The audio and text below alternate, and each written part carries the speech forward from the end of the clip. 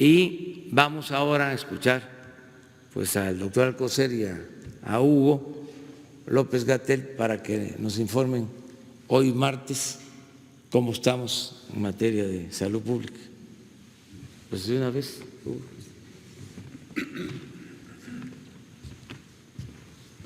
Gracias, señor presidente, secretario de Salud, canciller, directores de las instituciones de salud. Muy buenos días a todas y todos, buenos días a la ciudadanía. Como relata el presidente y hemos comentado todos los días a las 7 de la noche, estamos en el seguimiento diario de la epidemia y hoy me gustaría hacer algunas consideraciones. A reserva de presentar el informe, yo creo que podríamos usar el informe que presenté anoche como punto referencial para quienes no lo vieron y sobre eso les comento la visión panorámica de lo que pensamos está en espera de ocurrir en las siguientes pocas semanas.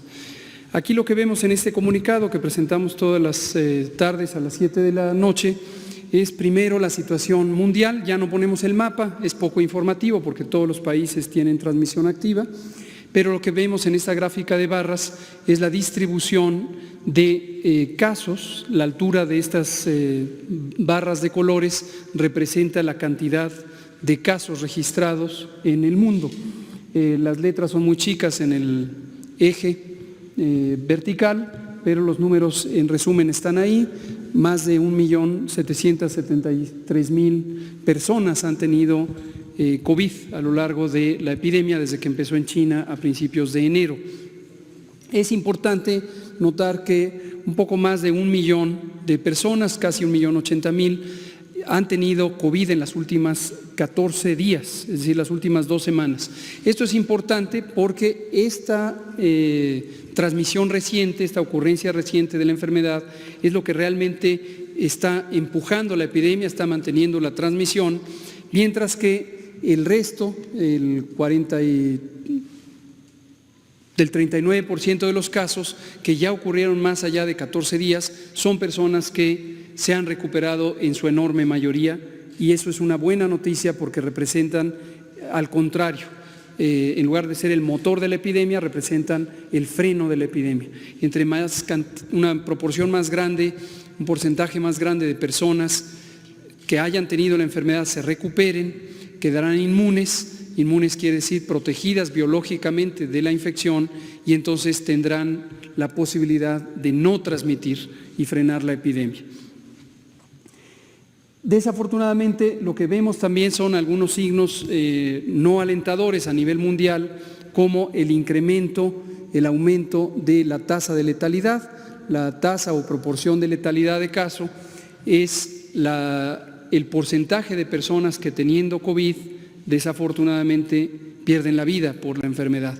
Y esto es importante porque lo que representa en buena medida es que conforme la enfermedad se ha propagado en distintos territorios del mundo, no todos tienen la misma capacidad de atención, y las dificultades para atender a todas las personas condiciona en muy buena medida la probabilidad de morir. Finalmente, lo que se ve en colores y también en la tabla es la contribución que tiene cada una de las regiones del mundo para mantener activa a la epidemia, y lo podemos ver en la siguiente diapositiva de manera más clara. En la barra de hasta abajo lo que se ve es Europa, en la barra roja está la región de América. Son las dos regiones del mundo que tienen la mayor contribución, Europa todavía con 48% y América con 43%. En su momento, en la medida en que se empiece a retardar la transmisión y a frenar la epidemia en la región europea, será la región americana la que tenga la mayor contribución a la epidemia. La siguiente. Y este es el mapa de México, en donde lo vamos a presentar en dos maneras, en este y en el siguiente mapa. En este lo que vemos es el número de casos por entidad federativa, y hemos destacado que la región metropolitana del Valle de México, que es la Ciudad de México y la zona conurbada en el Estado de México, dado que son la región más poblada del país, en conjunto ocupan casi el 23% de la población del país, tenemos la mayor contribución con el número de casos. Hasta el momento y desde el inicio de la epidemia en México, que fue el 28 de febrero, cuando tuvimos el primer caso, se han detectado 5,014 personas que han tenido COVID. 37,000, un poco más de 37,000 han sido estudiadas en su momento como casos sospechosos y han sido descartadas. De ellas, 23,000 personas que no presentaron infección confirmada por COVID. Y lo que vemos también es que el mapa ya se empieza a pintar de otros colores, además del verde y el verde oscuro. Ahora está en amarillo algunas entidades federativas, en su momento van a pasar al color rojo. Lo que quieren decir estos colores es la cantidad de casos que se han detectado en esas entidades a lo largo del tiempo. Destaco aquí que, aunque algunos estados están pintados en su conjunto, como el Estado de México o Nuevo León, no quiere decir que en todo el estado existe la misma intensidad de propagación.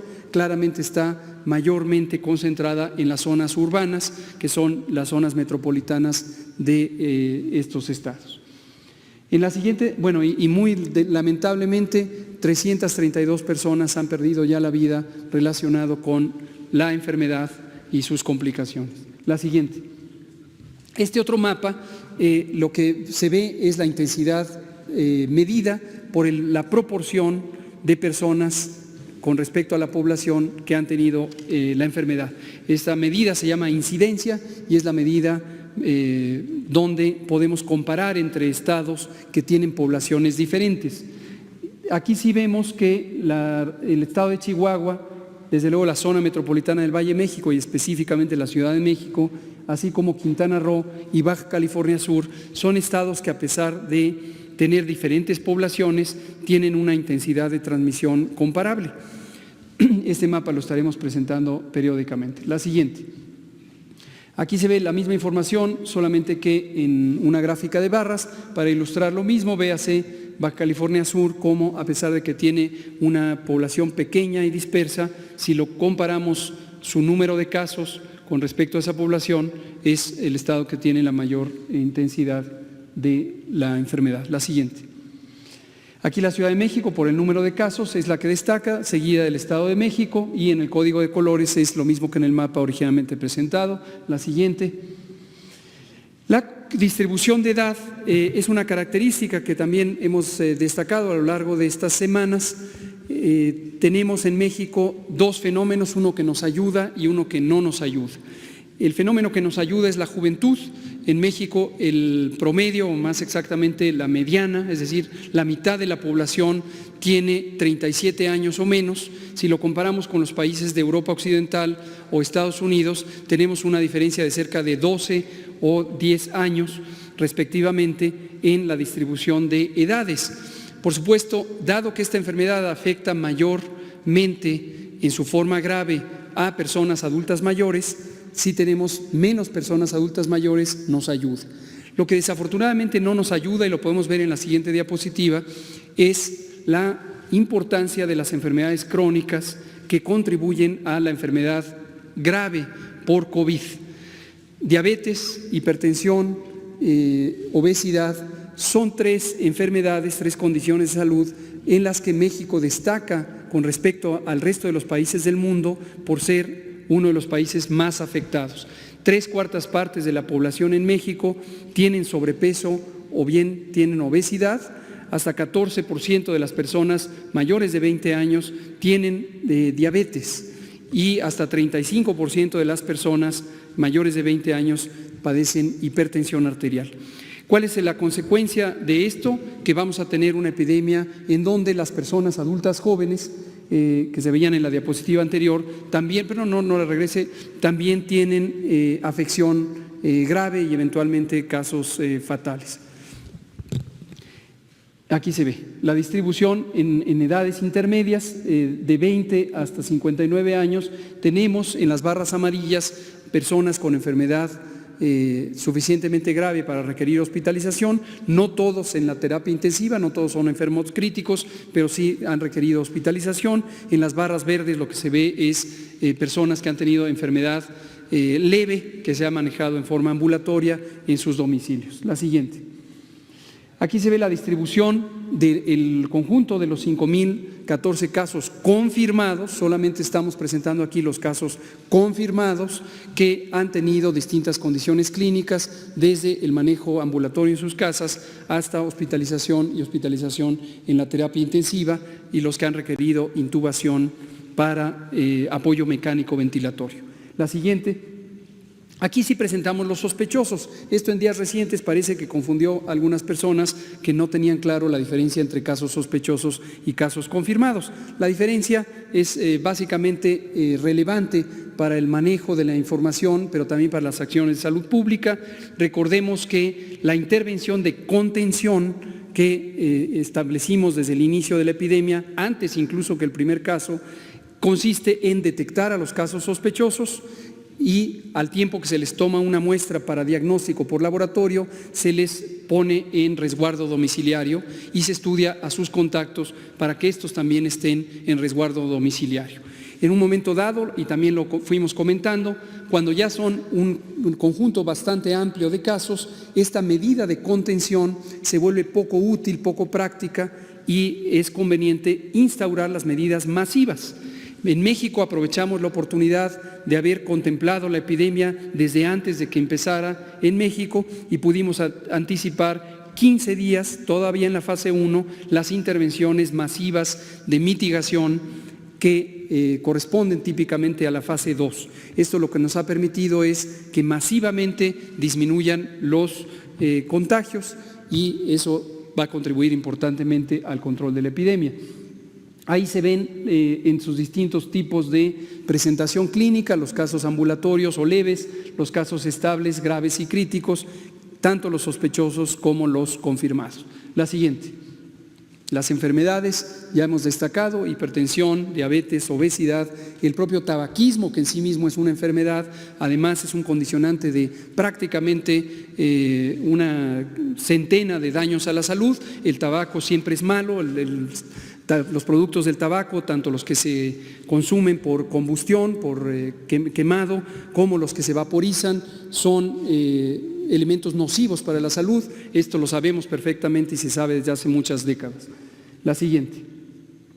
Aquí se ve en 3 grandes grupos arbitrariamente organizados las personas menores de 25 años, que incluye a los adolescentes y niños, que muy afortunadamente no tienen enfermedad grave y no han tenido casos fatales. Recordarán que al inicio de la epidemia habíamos comentado que los niños los íbamos a considerar, sobre todo los menores de 5 años, como un grupo de riesgo, igual que los consideramos para la influenza. Eso lo dijimos en un momento en donde la epidemia solo estaba en China y no había una suficiente experiencia acumulada de conocimiento para identificar esto. Afortunadamente, el conocimiento que se produjo conforme la epidemia avanzó en otros países nos ha permitido identificar con razonable certidumbre que los niños no son una población de alto riesgo, a diferencia de lo que sí seguimos considerando para los adultos mayores, las mujeres embarazadas y las personas que padecen enfermedades crónicas. El grupo de edad intermedia, 25 a 59 años, sí tiene esta letalidad de 5.1% y notoriamente los mayores de 60 tienen letalidades superiores al 14%. La siguiente. Este es el detalle por entidad federativa. Aquí quiero destacar 2 cosas. Cuando vemos en una entidad federativa letalidades altas, esto puede representar al menos 2 cosas. Una, que la capacidad de atención pudiera estar rebasada, y el rebasar en la capacidad de atención, como lo hemos alertado, puede condicionar una mayor letalidad, porque la oportunidad de atención de las personas en estado crítico se reduzca. Pero lo otro que también puede revelar, y frecuentemente lo revela, es un proceso de identificación de casos no eficiente. Y esto es importante porque cuando vemos estados con un número pequeño de casos fatales, pero que tienen letalidades muy altas, es el caso del extremo derecho e izquierdo para ustedes de la diapositiva, lo más probable es que hay una dificultad para identificar casos, y esto tiene que subsanarse. La siguiente. La mortalidad, a diferencia de la letalidad, lo que revela es la contribución de cierta enfermedad, en este caso COVID, y en las causas de muerte que presenta una entidad federativa o todo el país. La mortalidad en México en promedio es 0.26 por 100,000 habitantes. No lo vayan a interpretar como un porcentaje, es 0.26 por 100,000 habitantes y esa es la contribución que se ve en la gráfica para las distintas entidades federativas. La siguiente. Este es otro dato importante que ustedes conozcan, que es la contribución de distintos virus respiratorios a los casos tanto de enfermedad leve como de enfermedad grave. Las distintas